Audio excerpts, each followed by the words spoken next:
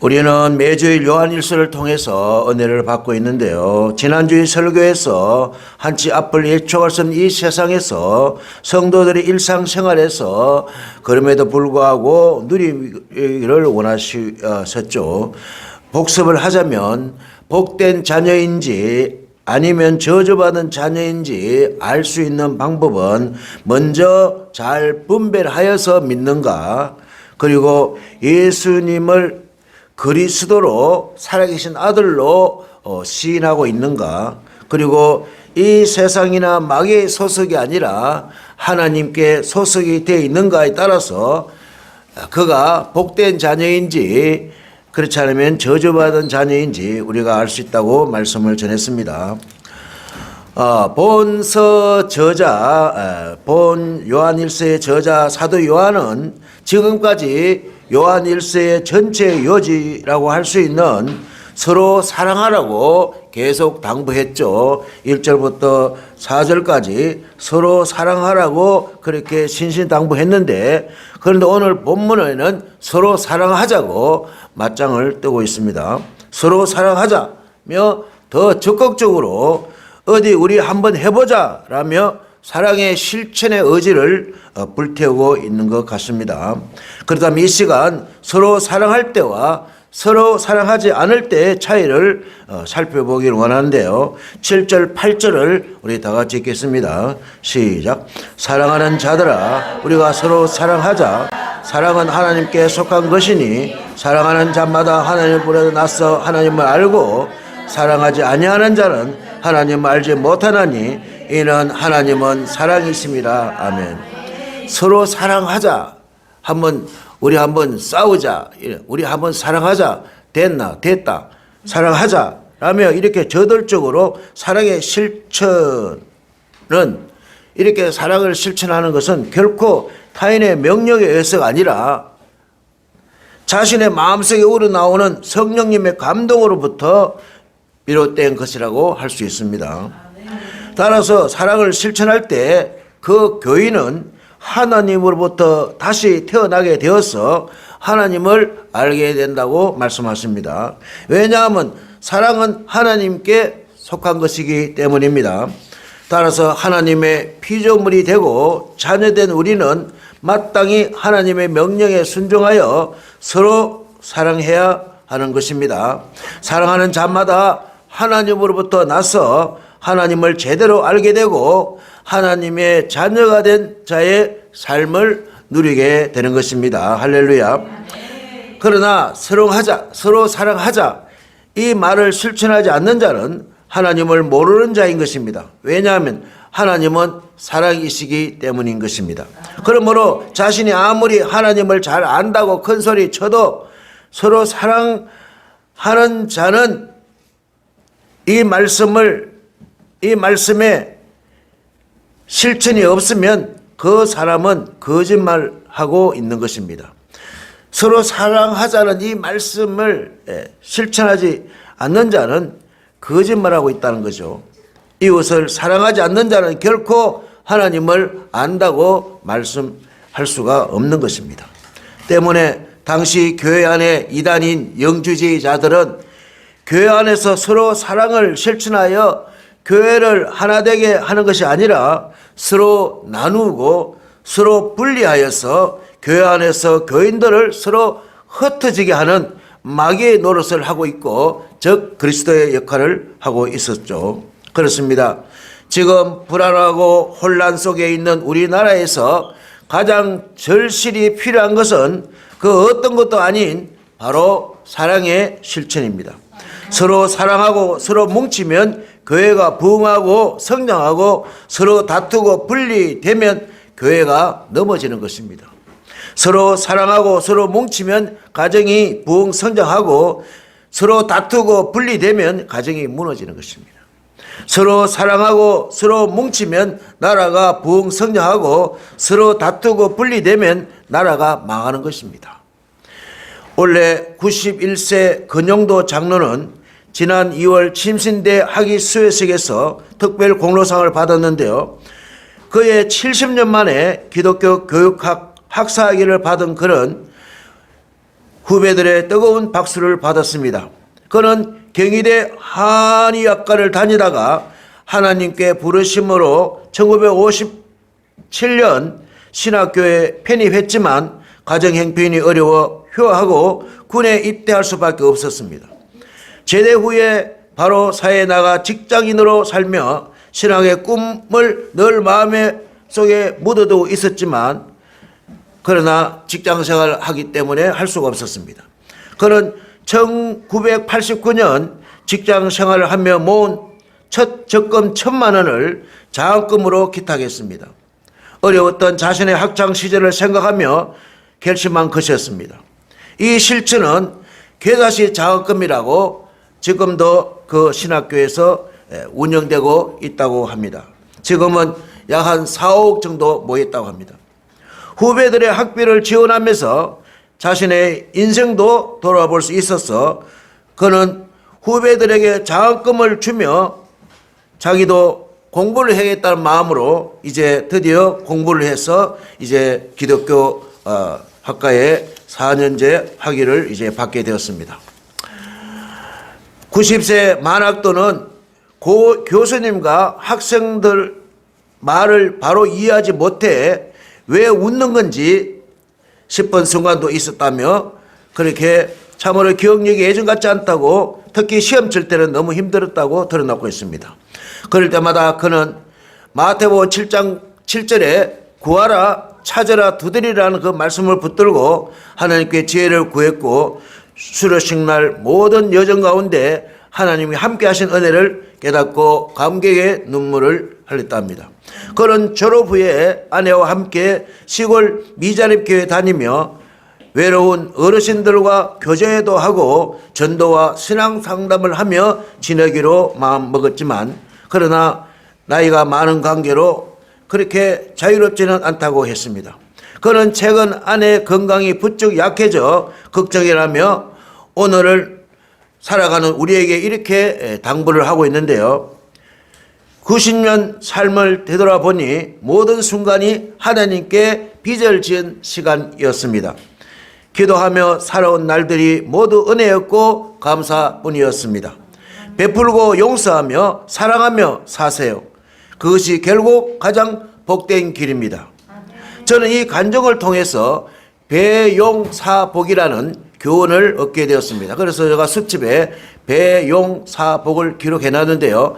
베풀고 용서하고 사랑하면 복을 받습니다. 한번 따라 합시다. 베풀고 용서하고 사랑하면 복을 받습니다.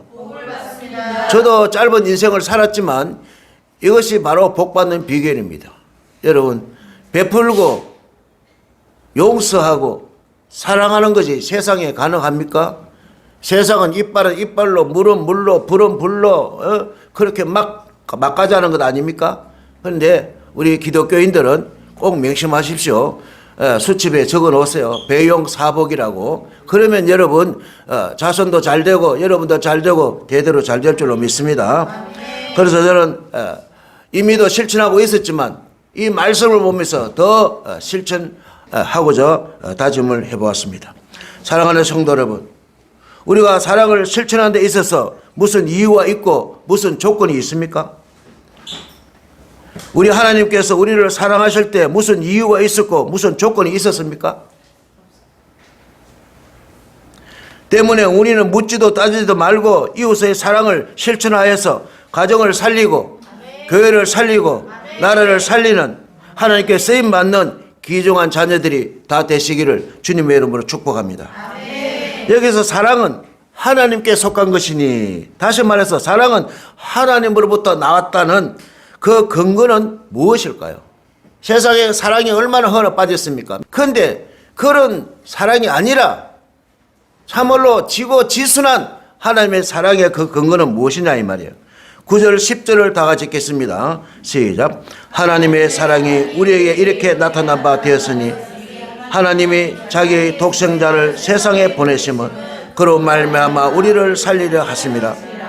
사랑은 여기 있으니 우리가 하나님을 사랑한 것이 아니요 하나님이 우리를 사랑하사 우리 죄를 속하기 위하여 화목제물로 그 아들을 보내셨습니다. 아멘. 하나님이 곧 사랑이에요. 사랑이 곧 하나님이고 하나님이 곧 사랑이고, 그 근거는 뭐냐? 하나밖에 없는 독생자 예수 그리스도를 죄로 말미암아 영원히 멸망하게 될 우리를 살리시는 그 사랑의 실천이죠. 더더욱 놀라운 것은 하나님의 사랑의 실천은 우리들이 먼저 하나님을 사랑한 것이 아니라 하나님께서 먼저 우리를 사랑하시고 그토록 아끼시던 아들 예수 그리스도를 속죄의 제물로 내놓기로 결단하셔서 우리를 죄와 사망에서 자유와 해방과 영생을 주시려고 화목제물로 내어놓으신 그 귀한 사랑의 실천입니다. 그렇습니다. 실로 하나님의 독생하신 아들이시오 하나님의 본체이신 예수 그리스도를 범죄한 우리들을 구원하시기 위해서 십자가의 죽음 가운데 내놓으신 하나님의 사랑의 실천이야말로 사랑의 극치요 사랑의 최고봉입니다. 이보다 더할 수 없는 아가페의 순수한 사랑을 이 세상에 보내시어 하나님 자기 자신이 사랑이심을 스스로 이렇게 드러내시게 되는 것입니다. 요한복음 3장 16절을 다 같이 읽겠습니다. 시작. 하나님이 세상을 이처럼 사랑하사 독생자를 주셨으니 이는 그를 믿는 자마다 멸망하지 않고 영생을 얻게 하려 하심이라. 아멘. 사랑하는 성도 여러분, 우리는 모두가 죄인이라서 하나님을 향한 교제도 할 수도 없고 의지할 자격도 가지고 있지 못합니다. 때문에 우리는 하나님을 사랑할 수도 없었습니다. 오직 하나님이 우리를 사랑하사 우리 죄를 위하여 화목제물로 그 아들을 보내어 주셨습니다. 우리가 스스로 하나님을 사랑하지 못하고 하나님께 이르지 못할 때에 하나님께서 그런 우리를 불쌍히 여기시고 먼저 우리를 사랑해 주셨습니다. 그리고 우리에 대한 그 사랑을 실행하기 위해서 하나님은 자신의 독생자 예수 그리스도를 세상에 보내시고 십자가에 달려 죽게 하시고 우리와 하나님 사이에 가로막고 있는 죄의 장벽을 허무시고 죄를 속량하시고 우리와 교제하시기 시작하신 것입니다. 이렇게 하셔서 하나님은 우리에 대한 자신의 사랑을 완성시키셨던 것이죠. 때문에 하나님의 십자가의 사랑보다 더 높고 더 깊고 더 넓은 사랑은 이 우주 가운데 없는 것입니다. 우리 로마서 5장 8절을 다 같이 읽겠습니다. 시작. 우리가 아직 죄인 되었을 때 그리스도께서 우리를 위하여 죽으심으로 하나님께서 우리에 대한 자기의 사랑을 확정하셨느니라. 아멘. 그러므로 우리가 서로 사랑해야 하는 것은 의무나 권면이 아닙니다. 지극히 당연한 것입니다. 여기 당연하다는 것은 빚을 졌다는 것입니다. 11절 12절을 다 같이 읽겠습니다. 시작. 사랑하는 자들아 하나님이 이같이 우리를 사랑하셨은즉 우리도 서로 사랑하는 것이 마땅하도다. 어느 때나 하나님을 본 사람이 없으되 만일 우리가 서로 사랑하면 하나님이 우리 안에 거하시고 그의 사랑이 우리 안에 온전히 이루어지느니라. 아멘.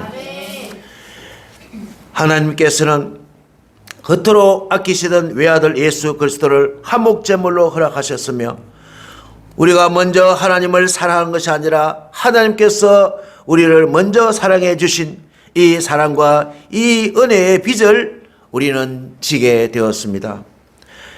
물질의 빚을 진 사람은 빚을 반드시 갚아야 되는 것처럼 진정 교인이라면 예수 그리스도의 사랑의 빚을 갚는 자라야 마땅히 진짜 교인이 아닐까요? 때문에 우리들은 사랑의 빚을 진 자로서 서로 사랑하자 이 귀한 캠페인을 실천해야 될 줄로 믿습니다. 이것은 의무가 아닙니다. 이것은 당연한 것입니다. 이것은 지극히 마땅한 것임을 결코 잊지 마시기 바랍니다. 때문에 성도라면 마땅히 하나님의 사랑의 실천을 삶 속에서 반드시 적용해야 할 것이고 또 사랑의 실천에 반응을 보여야 할 것입니다. 왜냐하면 성도는 하나님의 사랑의 빚을 이미 졌기 때문인 것입니다. 어느 분의 간증입니다. 막노동으로 생활비와 검정고시 학원비를 벌던 시절에 밥값이 없어 저녁을 그에 굶을 때가 많았습니다. 어느 날 저녁 학원에서 집으로 돌아가는데 주머니에 400원밖에 없었습니다. 매일 집으로 가는 길목에 있는 포장마차에 들려서 오뎅 어묵 1개 사 먹고 국물은 10번 떠먹었습니다. 그런 제가 안쓰러웠던지 아주머니가 하루는 오뎅 어묵 10개를 주셨습니다. 어차피 퉁퉁 불어서 팔지 못하니까 청년 이걸 먹어요. 허겁지겁 먹는데 눈물이 앞을 가렸습니다. 그 후에도 퉁퉁 불어튼 오뎅을 어묵을 그저 얻어먹곤 했습니다. 그때 저는 아주머니께 이렇게 말했습니다. 나중에 능력이 생기면 꼭 갚겠습니다. 그러다가 저는 대기업 인사과에 취직했습니다. 아직도 그 포장마차가 그곳에 있을까 싶어 찾아가 보았습니다. 6년 만이었습니다. 여전히 장사를 하고 계셨습니다. 그런데 아주머니 옆에 아들이 함께 있었는데 다리를 심하게 저는 내성마비 장애인이었습니다. 마침 우리 회사는 장애인을 채용하는 사회적 기업이었습니다. 급여는 많지 않지만 정년이 보장되고 학자금도 보장되는 회사였습니다. 부장님께 찾아가 자초지종 이야기를 했습니다. 부장님은 흔쾌히 승낙해 주었습니다. 아들이 채용되자 아주머니는 눈물을 흘리며 매우 기뻐했습니다. 아주머니가 이렇게 말했습니다. 이 은혜를 어떻게 갚죠? 저는 그때 이렇게 말했습니다. 빚진 걸 갚았을 뿐입니다. 아주머니에게 빚을 진 것 갚았을 뿐입니다. 아주머니에게 사랑의 빚을 갚았을 뿐입니다. 사도 바울은 자신을 소개할 때 복음의 빚을 진 자라고 말하고 있습니다. 로마서 1장 14절 15절을 다 같이 읽겠습니다. 헬라인이나 야만이나 지혜 있는 자나 어리석은 자에게 다 내가 빚진 자라. 그러므로 나는 할 수 있는 대로 로마에 있는 너에게도 복음 전하기를 원하노라. 아멘.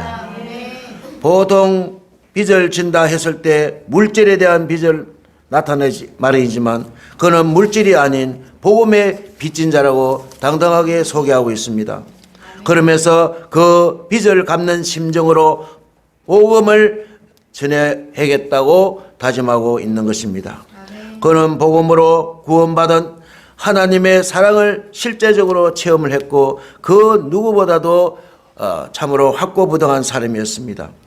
그는 하나님의 사랑으로 인간이 변화되고 구원될 수 있다고 믿었던 사람입니다. 그는 자신이야말로 죄인 중에 괴수라고 고백하고 있습니다. 그가 하나님의 사랑으로 180도 변화가 되었죠. 그래서 이 구원은 하나님의 놀라우신 은혜와 사랑으로 갖게 되었다고 고백하고 있습니다. 그래서 그는 오직 복음 전도자로서 일평생 하나님께 사랑의 빚을 갚은 인생이었음을 우리가 알 수 있습니다. 그렇습니다. 우리도 예수님에게 사랑의 빚을 진 자들입니다. 그러므로 이 빚을 갚기 위하여 힘써 기도하고 힘써 복음을 전하고 사랑을 실천하며 선한 사업에 힘쓰는 성도들이 되시기를 바랍니다. 아멘. 하나님은 영이심으로 우리가 볼 수 있는 존재가 아니십니다. 그러나 만일 우리가 서로 사랑하면 하나님이 우리 안에 계시고 하나님은 눈으로 볼 수 없는 존재지만 우리가 이웃의 사랑을 실천을 할 때 그때 이웃 사람은 우리 안에 하나님이 계심을 알 수가 있는 것입니다. 왜냐하면 사랑 속에 하나님이 계시기 때문인 것입니다. 따라서 성도들이 서로 사랑하면 그것은 하나님이 그 성도 안에 계심을 증거하는 것임에 동시에 세상 사람들에게 하나님을 보여주게 되는 것입니다. 그러므로 성도들은 형제 자매를 사랑함으로써 이웃을 사랑함으로써 하나님의 실체를 증거해야 될 줄로 믿습니다. 하나님께서는 하나님의 사랑을 우리를 통하여서 온전히 이루기를 원하십니다. 우리는 예수 그리스도를 통해 보여주신 그분의 사랑을 본받아서 이웃을 사랑함으로써 하나님의 사랑을 온전하게 이루었으면 참 좋겠습니다. 찬송가 539장 주 예수의 은혜를 입어 네 슬픔이 없어지리 네 이웃을 늘 사랑하여 너 받은 것 그저 주라 주 예수의 은혜를 입어 내 슬픔이 없어지리 내 이웃을 늘 사랑하여 너 받은 것 거저 주라 주 예수께 조용히 나가 네 마음을 쏟아놓으라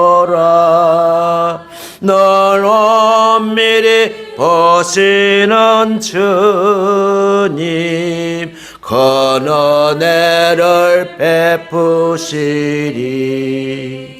사랑하는 성도 여러분, 서로 사랑할 때 우리가 하나님으로부터 나서 하나님을 알게 됩니다. 하나님으로부터 나서 하나님을 알게 되는 자는 하나님의 사랑에 소속되어 있는 자들입니다. 때문에 우리가 서로 사랑해야 하는 것은 의무가 아닙니다. 당연한 것입니다. 그러므로 우리가 하나님을 알기에 사랑하며 살 수 있는 것입니다. 유일한 사랑의 근원이신 하나님을 모신 자들만이 성령님을 통해서 참 사랑을 실천할 수가 있는 것입니다. 우리에게 있어서 사랑이란 특권이며 책임이며 의무입니다. 이 책임과 의무를 다할 때 이 세상에서 의와 평강과 희락의 하나님 나라 천국이 이루어지고 천국을 누릴 수 있는 것입니다. 다시 한번 강조할 것은 우리는 이 세상에서 하나님의 나라를 이루고 누리도록 부름받은 사랑의 전도자들이라는 사실을 한시도 잊지 마시고 날마다 주님의 사랑을 실천하는 우리 모두가 되시기를 주님의 이름으로 축원합니다.